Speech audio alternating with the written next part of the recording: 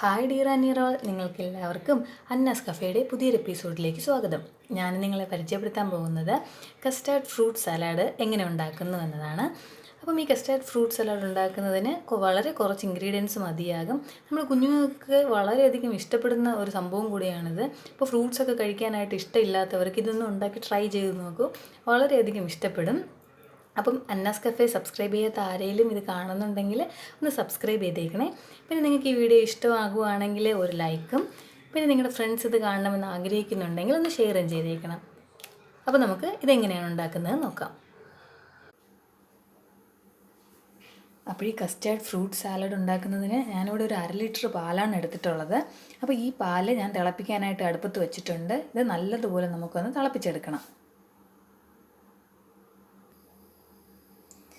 അപ്പോൾ ഈ ഫ്രൂട്ട് സാലഡൊക്കെ ഉണ്ടാക്കുമ്പോൾ നമ്മൾ എപ്പോഴും ശ്രദ്ധിക്കാനുള്ളതെന്ന് പറഞ്ഞാൽ കട്ടി പാൽ വേണം എടുക്കാനായിട്ട്, എന്നാലേ അതിൻ്റെ പെർഫെക്റ്റ് ആയിട്ടുള്ള ടേസ്റ്റ് നമുക്ക് കിട്ടത്തുള്ളൂ. അപ്പോൾ ഇത് ചെറുതായിട്ട് ചൂടായി തുടങ്ങിയിട്ടുണ്ട്. ഈ സമയം കൊണ്ട് നമുക്കിതിനകത്തൊരു കൂട്ടുകൂടെ ചേർക്കാനുണ്ട്. അപ്പോൾ നമുക്കത് എങ്ങനെയാണ് ഉണ്ടാക്കുന്നത് നോക്കിയിട്ട് വരാം. അപ്പോൾ ഞാൻ തിളപ്പിക്കുന്നതിന് മുമ്പ് തന്നെ ഒരു 1/4 ഗ്ലാസ് പാൽ മാറ്റി വെച്ചിട്ടുണ്ടായിരുന്നു. ഇതിനകത്തോട്ട് വേണം നമുക്ക് കസ്റ്റാർഡ് പൗഡർ ഇട്ട് കൊടുക്കാൻ വേണ്ടിയിട്ട്.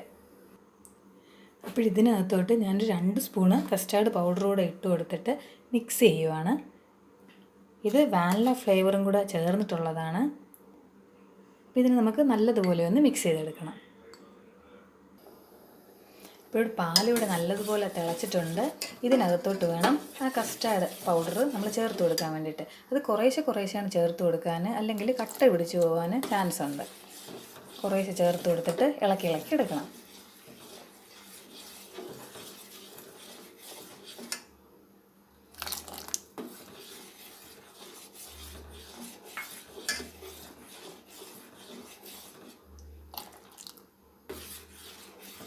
ഇതൊന്ന് ചെറുതായിട്ടൊന്ന് കുറുകി വരാൻ വേണ്ടിയിട്ട് ഇച്ചിരി സമയം വേണ്ടി വരും. ഒരുപാട് സമയമൊന്നും വേണ്ട, ഒരു 1-2 മിനിറ്റ് വേണ്ടിയാകും. ഈ സൈഡിൽ നിന്നൊക്കെ ഒന്ന് ഇളക്കിയിട്ട് കൊടുത്ത് നല്ലതുപോലെ ഒന്ന് കുറുക്കിയെടുക്കാം.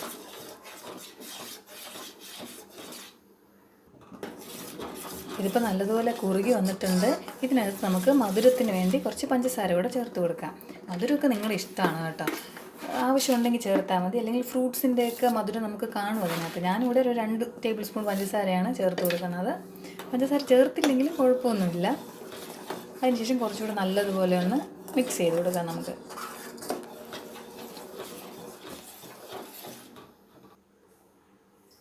അപ്പോഴത്തെ ഇത്രയും തന്നെ മതിയാകും. ഇതിന് നമുക്ക് തണുപ്പിക്കാനായിട്ട് വയ്ക്കാം. അപ്പോൾ ഇതിപ്പോൾ നല്ലതുപോലെ തണുത്തിട്ടുണ്ട്. ഇത് നല്ല കട്ടിയായിട്ടല്ല ഞാൻ ഉണ്ടാക്കിയിരിക്കുന്നത്, കാരണം ഇപ്പോഴത്തേക്ക് സെർവ് ചെയ്യാൻ വേണ്ടിയിട്ടാണ്. അപ്പോൾ നിങ്ങൾക്ക് പിന്നീടത്തേക്ക് കുറച്ച് സമയം കഴിഞ്ഞിട്ട് അല്ലെങ്കിൽ ഒരു 2-3 മണിക്കൂർ ഫ്രിഡ്ജിലൊക്കെ വെച്ചിട്ടാണ് എടുക്കാനുള്ളതെങ്കിൽ 1/2 ലിറ്റർ പാലിന് ഒരു 3 ടേബിൾ സ്പൂൺ കസ്റ്റാർഡ് പൗഡറൊക്കെ ഇടാം. അപ്പോൾ കുറച്ചുകൂടെ കട്ടിക്ക് കിട്ടും. അപ്പം അടുത്ത് നമുക്ക് ഇതിനകത്തോട്ട് ഫ്രൂട്ട്സ് ചേർത്ത് കൊടുക്കാം. ഞാനിവിടെ എടുക്കുന്നത് ഒരു ആപ്പിൾ ചേർത്ത് കൊടുക്കുന്നുണ്ട്. അതൊരു 1/4 ഭാഗം, ഒരു വലിയ ആപ്പിളല്ല, ഒരു ചെറിയ ആപ്പിളിൻ്റെ 1/4 ഭാഗം ചേർത്ത് കൊടുക്കുന്നുണ്ട്. പിന്നെ ചെറുപഴം ചേർത്ത് കൊടുക്കുന്നുണ്ട്. ചെറുപഴം അതുപോലെ തന്നെ ഒരു 2 എണ്ണം. അപ്പോൾ ഫ്രൂട്ട്സൊക്കെ ചേർത്ത് കൊടുക്കുന്നതെന്ന് പറഞ്ഞാൽ നമ്മുടെ ഇഷ്ടമാണ് കേട്ടോ. നമുക്ക് ഏത് വേണമെങ്കിലും ചേർത്ത് കൊടുക്കാം. നമ്മുടെ കയ്യിലുള്ള ഏത് ഫ്രൂട്ട്സ് വേണം നമുക്ക് ചേർത്ത് കൊടുക്കാം. അത് കഴിഞ്ഞിട്ട് കുറച്ച് മാതള നാരങ്ങയും കൂടെ നമ്മൾ ചേർത്ത് കൊടുക്കുന്നുണ്ട്. അപ്പോൾ ഈ മാതളവും കൂടെ ചേർത്ത് നല്ലതുപോലെ ഒന്ന് മിക്സ് ചെയ്യാം. ഇതിന് നമുക്ക് വേണമെങ്കിൽ ഫ്രിഡ്ജിൽ വെച്ചിട്ട് 2 മണിക്കൂർ കഴിഞ്ഞിട്ട് വേണമെങ്കിലും എടുക്കാം, അല്ലാതെ ഇങ്ങനെ തന്നെ കഴിക്കാനും ടേസ്റ്റാണ്. ഇതിനകത്തോട്ട് മുന്തിരിയൊക്കെ ഇട്ട് കൊടുത്താൽ കാണാൻ ഇച്ചിരി കൂടെ ഭംഗിയായിരിക്കും കേട്ടോ. കറുത്ത മുന്തിരിയും പച്ച മുന്തിരിയൊക്കെ ഇട്ട് കൊടുക്കുമ്പോൾ കാണാൻ ഇച്ചിരി കൂടെ നല്ല ഭംഗിയായിരിക്കും. അപ്പോൾ ഇതിന് നമുക്ക് സെർവിങ് ബൗളിലോട്ട് മാറ്റാം. അപ്പോൾ നമ്മുടെ കസ്റ്റാർഡ് ഫ്രൂട്ട് സാലഡ് ഇവിടെ റെഡിയായി കഴിഞ്ഞു. ഇത് വളരെ ടേസ്റ്റിയാണ്. എല്ലാവരും ഇതൊന്ന് ട്രൈ ചെയ്ത് നോക്കണം.